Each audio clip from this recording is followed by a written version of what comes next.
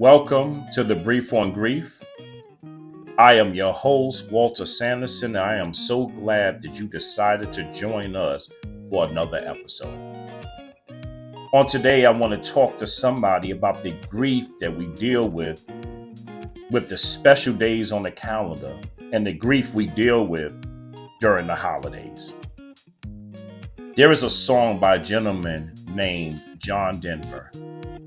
And many of you are not familiar with the song probably, but you may have heard this phrase. And here's what the phrase is. It simply says that some days are like diamonds and some days are like stone.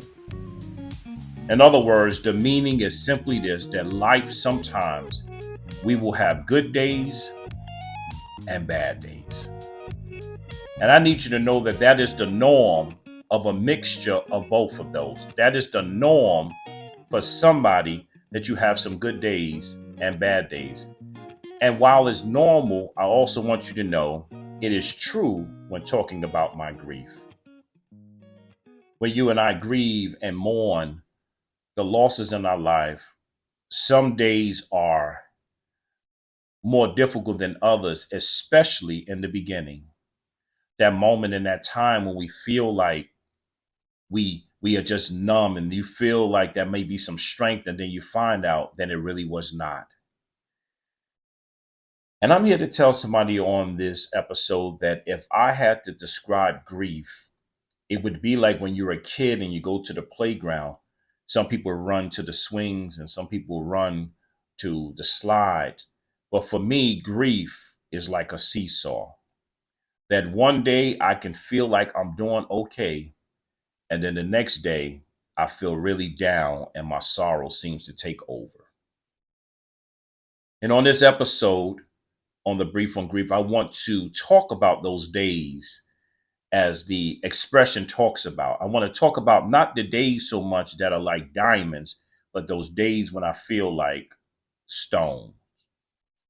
Those days that we know are more significant or noteworthy because they remind us of who is no longer with us. You could take simple days like Saturday and a Sunday. On Saturday, you feel pretty good. Saturday may be your day of feeling like it's a diamond. And then Sunday comes around and you feel like a stone and you don't know why. But here is the reality. Sunday had more meaning than Saturday did, because Sunday was the day that I've always gotten together with the family. We've always gotten together and we've eaten dinner.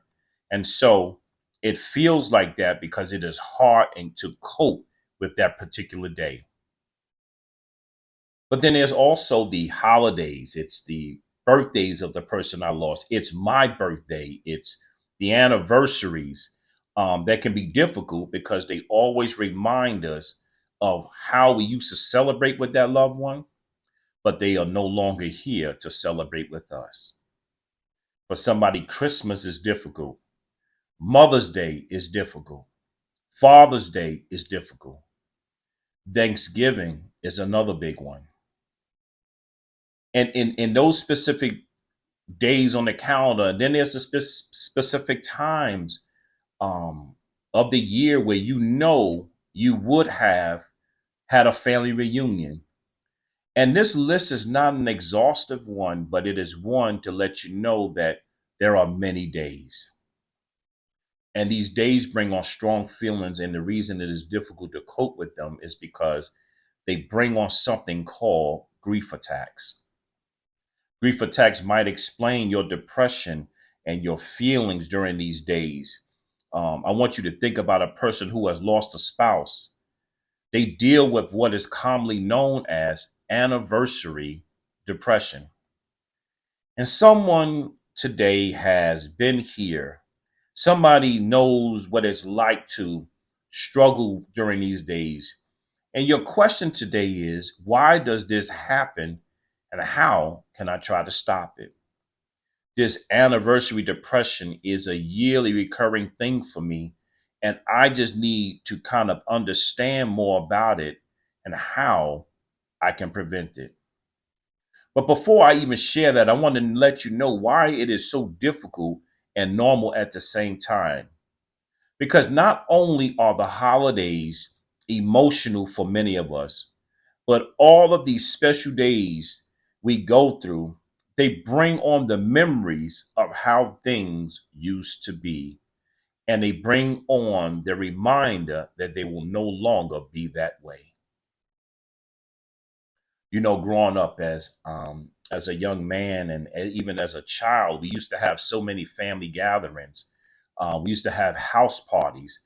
It seemed like our house was the place that all of the parties were, and there was the cookouts, and we used to record everything.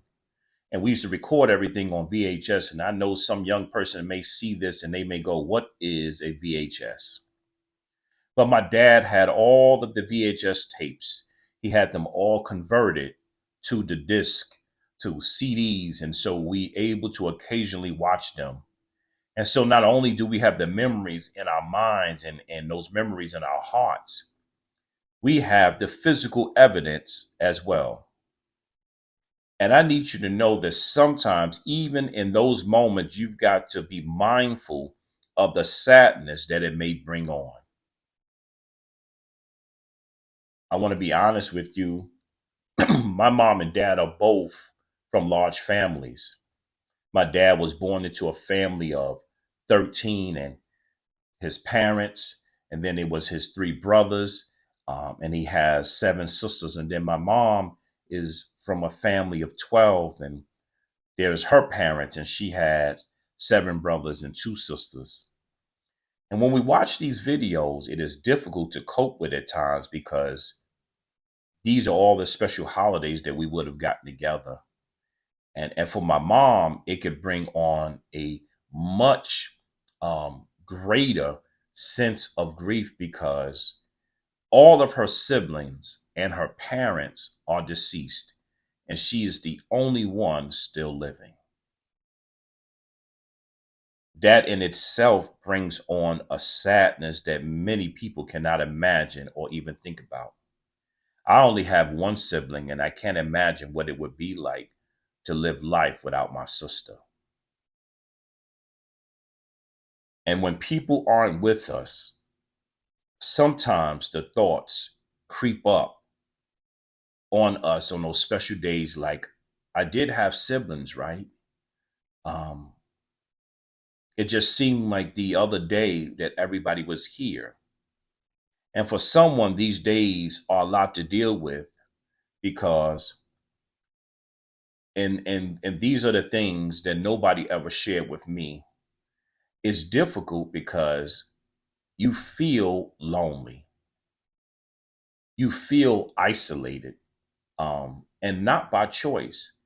And so I just stopped by on this episode to to share with somebody that it is a normal thing to go through of losing people, and on these special days that your grief is magnified. But I also want you to know that there are ways that we can cope with it. There are ways that we can be better prepared.